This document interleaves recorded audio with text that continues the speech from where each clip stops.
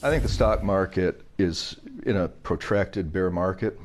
It started really in the fourth quarter of 2021.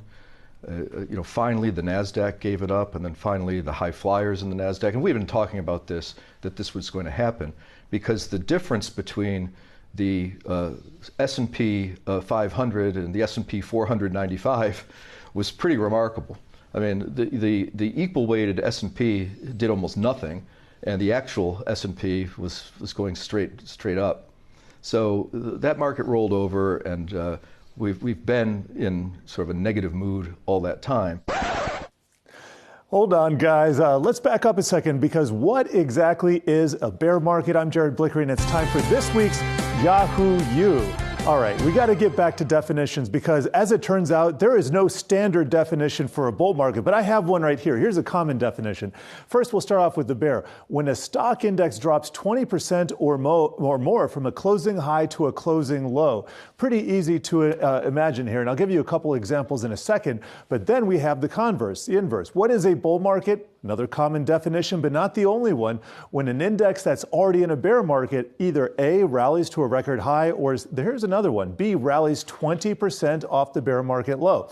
So let's give a couple of examples here. Here's the Dow. Now, at the beginning of 2022, this chart goes back a little bit farther than that. It peaked. This is the all-time high in the Dow, and now we had the low, the most recent low, at the beginning of October here. So it fell about 22%, and then it rose just over 20%. So technically, it is in a bull market right now. Let's go on to the NASDAQ. Very similar situation. We got a low in June or July last year after falling about 33%, so a bit more. Then it rallied 23%. But guess what?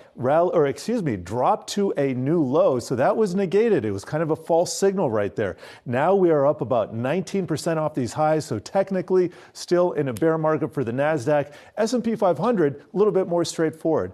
It also peaked at the beginning of 2022, bottomed around October, and now it is up 16% off those lows, 16.5%. So not quite yet the bear or the bull market just yet. Now, it's important to consider what's happening with the recession talk. When we talk about the soft landing versus hard landing versus no landing, we're talking about recession. And when we have a recession, bear markets tend to be longer, more protracted, and also deeper. This shows us the S&P 500 declines around recessions since 1947. So basically the post-war period. You'll see that not all of these reached 20%. So not all of these were technically bear markets, but a lot of these went a lot deeper than just 20%. Here's 2008. That went over 50%. 2001 was just short of 50%.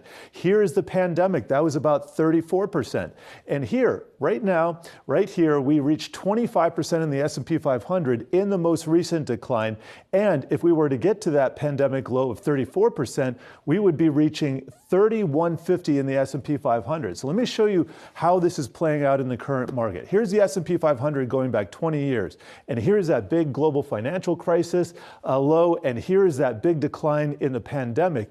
In between here, we had almost a bear market in 2011, 2015, and 2018. We didn't go quite down 20%, but I just want to illustrate the difference between having a recession concurrent with a bear market versus not. So that 3150, if we were to get to that 3150 point, that would be in line with the bear market that we saw the last time. So how is all this playing out with the current economic situation? If in fact there is no landing, there is no recession, could be very well that the bottom is in. And so looking at a one-year chart of the S&P 500, that October low should theoretically not be violated to the downside.